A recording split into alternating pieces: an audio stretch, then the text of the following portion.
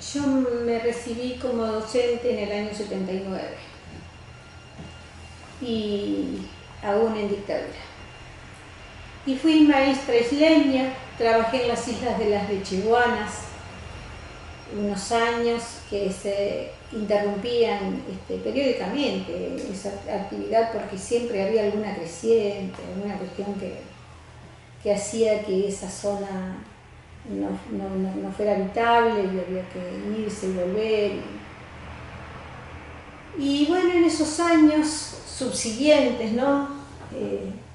80, 81, y en esas interrupciones que tenía la tarea de aquella maestra isleña, yo me reunía en Gualeguay con mis compañeros, y ahí como que, a ver, se trataba de la disponibilidad y de la predisposición, de la curiosidad. El ACNER no estaba todavía, y estaba eso que te digo, ¿no? Esta inquietud y la necesidad de construir con el otro, de buscar al otro. Eso fue lo que a mí me movía siempre, buscar al otro. Había una búsqueda que ni yo misma sabía por dónde iba. Y la encontraba en los otros, digamos. Cuando me juntaba con los demás, ahí la encontraba. Y los otros encontraban en mí la posibilidad de hacer yunta para esto, para incursionar, para viajar, para proyectar, porque yo siempre tenía tiempo y tenía las posibilidades de acompañar incluso económicamente a los compañeros que ponían los autos para viajar. Entonces se hacían reuniones que generalmente se hacían acá en la ciudad de Paraná, y se buscaba a estos compañeros que tuvieran curiosidad, que tuvieran inquietudes, que tuvieran tiempo y que tuvieran la posibilidad de pagarse los pasajes, porque dinero no había, porque no había un sindicato todavía.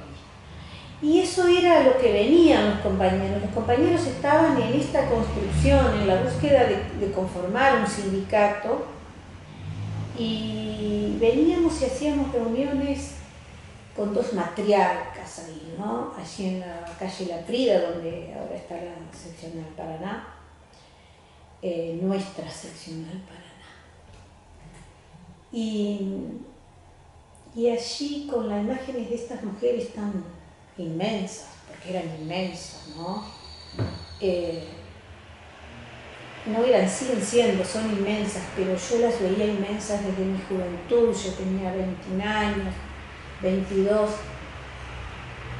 y bueno, allí fue donde eran mis comienzos. Hacíamos reuniones, encontrarme con compañeros de todos los departamentos para mí fue como un despertar. Comencé a tomar de todo eso lo que los movía, y ya te digo, yo no llegué al sindicato, llegué a esa construcción que otros compañeros habían asumido y donde yo entré por estas circunstancias que te estoy diciendo. Y bueno, y encontré justamente eso, reuniones donde se discutía, se debatía con una pasión inusitada, con unas convicciones que a mí me conmovían. Y hacíamos las reuniones muchas veces de pie, y estábamos todos parados, y era porque no había sillas, digamos, no teníamos sillas, y por ende no teníamos ni sillas ni otras cosas, ¿no? Ese fue el comienzo, aquellas reuniones donde incluso se discutía que si sería esto una agrupación, si sería una asociación, si sería un sindicato único, qué nombre teníamos que ponerle a esto que estábamos conformando. Y bueno, esos fueron mis comienzos, esa búsqueda, ¿no? del otro, esa construcción colectiva y la posibilidad también de ubicar mi conciencia de clase, ¿no? De ubicarme ahí como, a ver, a dónde estoy perteneciendo. Y desde ese lugar aprender a discernir las causas. El sindicato ha sido y significa para mí como una cuna de causa, digamos, ¿no? El tema es que esta posibilidad de interactuar, de discutir, de debatir, de intercambiar, a mí me ayudó y me sigue ayudando a discernir, es decir, a elegir las causas, aquellas causas que después abrazo, porque en realidad yo no llegué a este sindicato o a esta situación abrazando causas. Aprendí primero a elegir causas y después a abrazarlas. Y desde ese abrazo sí, creo que me convertí en un soldado de las causas de Armenia. Me he considerado siempre eso, un soldado de nuestras causas. Bueno, por allí fueron los comienzos, épocas en donde viajar significaba que un compañero tuviera auto, que el resto tuviera cómo bancar económicamente el combustible y los gastos, venir hasta una ciudad donde se hacía alguna reunión significaba salir muy temprano, saber que llegábamos y teníamos que esperar en algún lugar, pagarnos el desayuno, es decir, teníamos esas limitaciones y quizás no por eso no todos los compañeros, digamos, podían tener la posibilidad de venir. Y así fue como creció, como se fue construyendo, como se fue pariendo este sindicato que es nuestro. Y soñábamos con este sindicato, yo soñaba con este sindicato, ¿no? Con el sindicato que tuviera la posibilidad de tener un patrimonio, de tener la posibilidad de facilitarle a los compañeros la tarea, de que se engrandeciera, no solamente en conciencia, sino también materialmente hablando, porque es la posibilidad de avanzar, nos daba esa posibilidad. Y bueno, este es nuestro sindicato y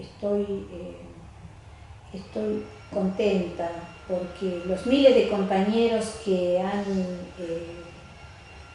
han participado y que han dejado allí sus horas de trabajo y partes de sus vidas, han dado como fruto esto que tenemos, que es el Armenia. Así que bueno, más o menos los comienzos fueron como eso. Yo hacía todo eso sin ser dirigente, pasé bastante tiempo sin ser dirigente.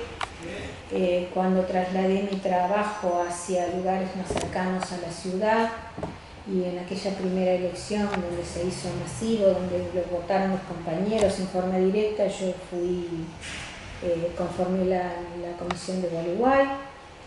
Y bueno, ya te digo, por esta característica rápidamente fui congresal de ACMER y eso me posibilitó seguir conociendo y formándome y siendo parte de esta construcción.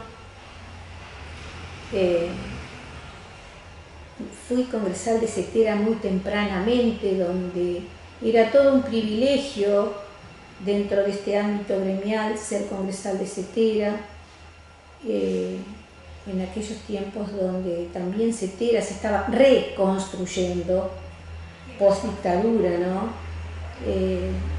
También momentos complicados. Y bueno, yo tengo en mi cabeza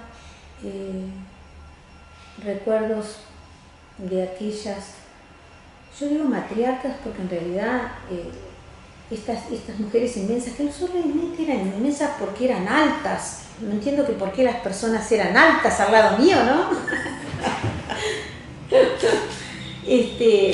De Alba Dondo, de Shirley de Monás, de Clelia Lavini, las tengo allí. De hecho que hay muchos compañeros y muchas compañeras que no voy a nombrar porque todos las conocemos, pero que forman parte, digamos, todas un poco forman parte de mí, porque de todas he tomado, incluso de aquellos compañeros en los que yo no compartía demasiado, pero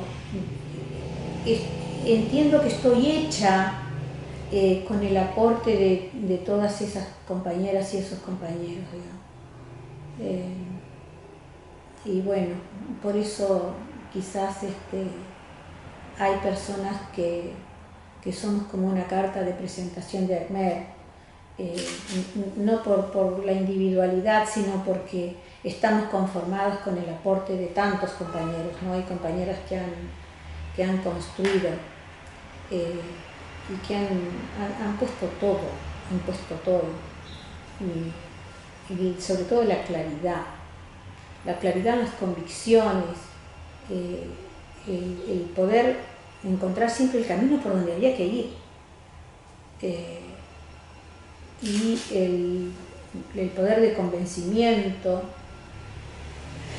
Y voy a tomar una frase de Susana Coño, que una vez dijo, esa soberbia del trabajo, digamos. Me gustó esa frase y creo que todas estas compañeras y estos compañeros de los que hablo, ¿no? Que fueron los que tuvieron las ideas y la fuerza y la claridad y el discurso, hicieron uso de eso, de la soberbia del trabajo.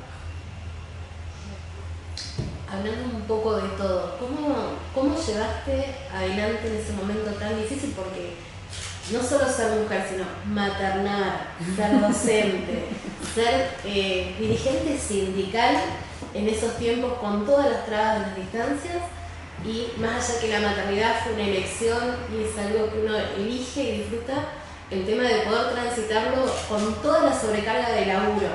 Por ahí Clelia nos contaba unas anécdotas por ahí de tu niña de Aranzazú. ¿Nos querés contar un poquito de eso? Bueno, estos comienzos de los que te hablo, todavía aún no habían nacido mis niños, fue una etapa posterior. Yo tuve muchas andanzas antes que ellos nacieran, y el nacimiento de ellos, sobre todo de la mayor, lógicamente, que no me frenó tanto, ya constituyó una etapa en donde yo sí ya era dirigente, ¿no? Entonces, con toda la responsabilidad, y donde yo tenía figuras delante en las que no me podía dar ningún lujo de fallar. Y bueno, esta niña, Aranzazú, que fue mi hija mayor, digamos, formó parte, así como un brochecito, por ahí la nombró Clelia en alguna oportunidad, prendida, ¿no? Porque siempre estaba prendida de alguien, ¿no? Y bueno, fue parte de los viajes, de las movilizaciones, a veces hasta de las reuniones, porque, bueno, era necesario. En esa época yo hice uso de una licencia gremial, solamente 5 miembros de esta comisión directiva podían tener licencia gremial, y hubo una compañera que debió regresar a su departamento, y entonces me pidieron si podía asumir eso, y lo hice. Y bueno, traje a mi hija, que era pequeña, y lógicamente, ¿no? Con las cosas de un niñito pequeño, de una beba, muchas anécdotas y muchas mamás y papás que estaban alrededor siempre medio listos, porque ella no tenía absolutamente ninguna inhibición con nadie, por lo tanto era como fácil cuidarla. Acá estaba don Pepe y su señora allá arriba cuidando, era el encargado de cuidar esta casa, y ellos hacían las veces de abuelo con Aranzazú. Así que muchas veces ella pasaba largos ratos con ellos, e incluso iba paseando por la plaza, mientras su madre se ocupaba de las cuestiones gremiales. Después de esa etapa, que llegó mi segunda hija, Dalgisa, ya así me complicó un poco más la cuestión en lo familiar, y terminé mi mandato en esta comisión directiva central. Yo en ese momento conformaba esta comisión directiva, y decidí hacer un impasse, no en la militancia, ¿no? Pero sí en esta cuestión de darle mi tiempo a la dirigencia, de dedicar ese tiempo, porque no podía asumir todas las cosas. Yo siempre trabajé en el campo, incluso en lugares más alejados, y ya tener dos bebés, que la segunda nació cuando yo todavía estaba acá. Cuando terminó el mandato decidí hacer un impasse, ya te digo, en la participación en las conducciones, ni siquiera en la departamental, porque la responsabilidad de asumir un cargo no podía cumplirla, y en esa llegó medio como ahí al poco tiempo mi tercer hijo, que es Amaru.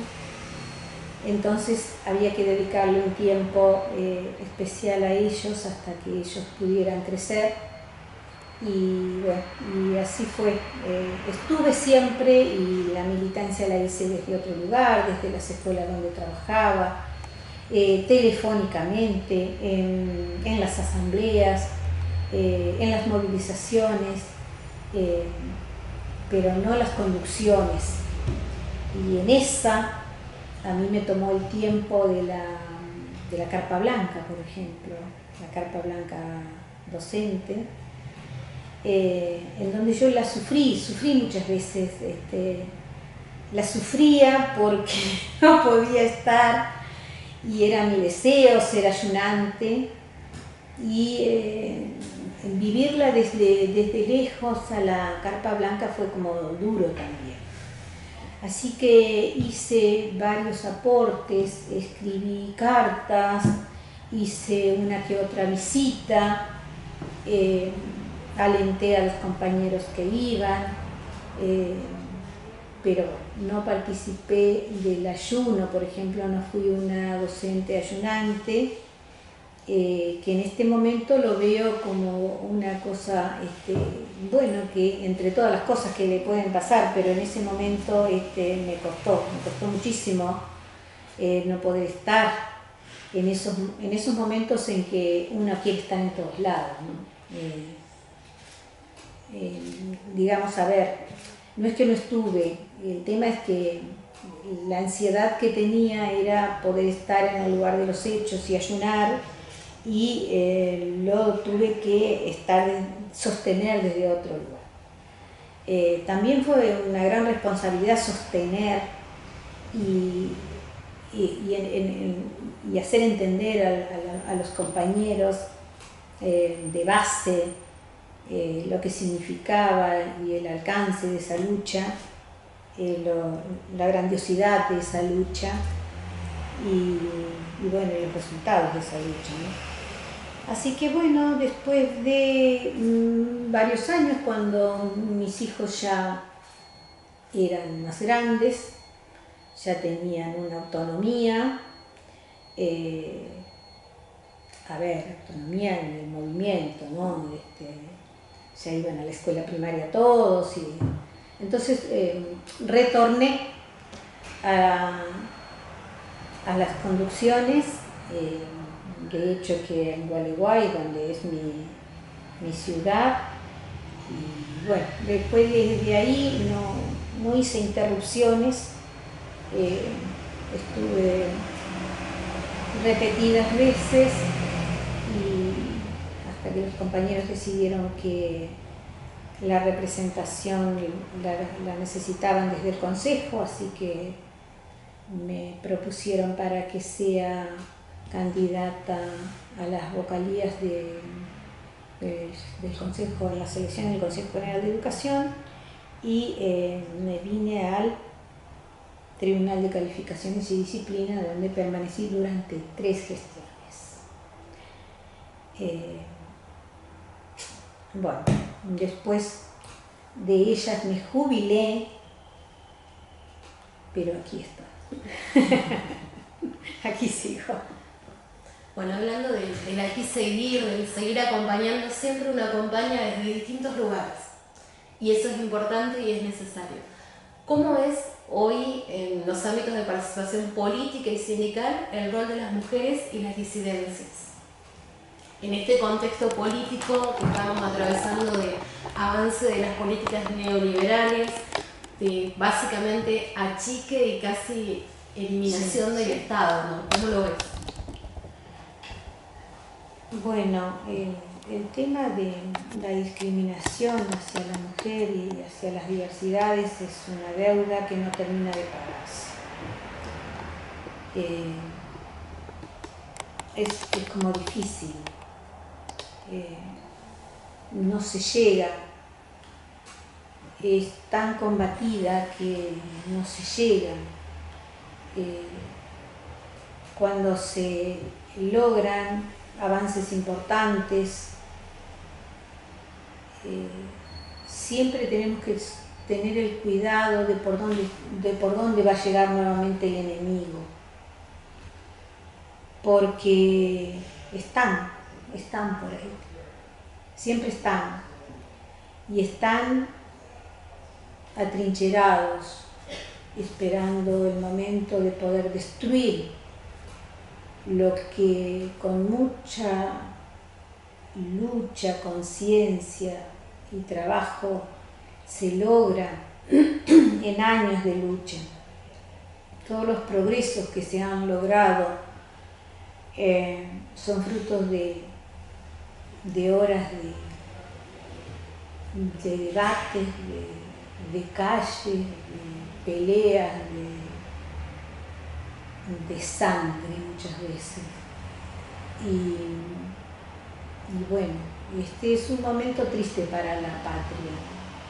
Yo lo considero un momento muy triste para la patria. Que se ponga en peligro la lucha, los logros de luchas de tantos años, de la vida. Todo esto desarma a una nación con todos los que somos adentro. Hay muchas formas de matar. Algunos lo hacen con fierros, con picanas, pero también estas son formas de matar. Cuando nosotros le sacamos la protección a los más débiles, los estamos matando. Y eso es lo que siento que en estas épocas puede estar sucediendo.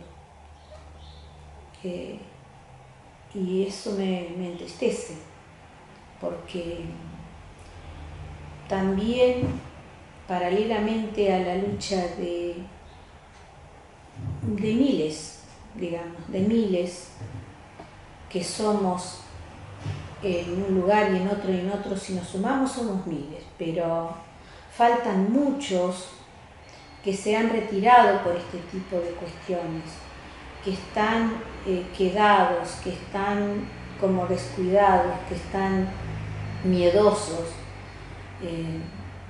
que están pasivos. Y eso es lo que nos falta, digamos. Y ese es el trabajo del militante en este momento. El militante tiene que seguir estando, aunque seamos 3. Pero si esos 3 no resisten, nunca más volvemos a ser 1000. Y necesitamos ser miles, volver a ser miles. Necesitamos estar todos. Necesitamos que los compañeros vean quiénes son los que pusieron el cuerpo, la cabeza, el tiempo y la vida para defenderlos. Yo le quiero decir a los docentes que tengan ese cuidado, esa observación, es decir, a quienes vieron luchar para que hoy tengan, además de este sindicato en estas condiciones, tengan las licencias que necesitan, tengan la titularidad que necesitan, tengan la posibilidad de hacer movimientos, de ascender, de tener los derechos cuando son madres o padres, cuando necesitan estudiar, cuando tienen un accidente de trabajo, es decir, cuando se les pelea el salario, las condiciones laborales integrales, es decir, ¿quiénes son? ¿Quiénes son? ¿En quiénes confiaron para que peleen todas esas cosas y ahora las puedan tener? Porque no siempre estuvieron, así como este sindicato no estuvo siempre. No es que desde siempre tenemos esos derechos, cada uno fue peleado, cada uno fue peleado. Dijo la gran Clelia Lavinia en algún momento, nada les es dado a los trabajadores sin pelea. Y esa frase tan clara y tan contundente de nuestra compañera es vigente en todos los tiempos. Ahora, esos son los compañeros que tendríamos que mirar, que tendríamos que acompañar, que son los que sabemos que los van a defender.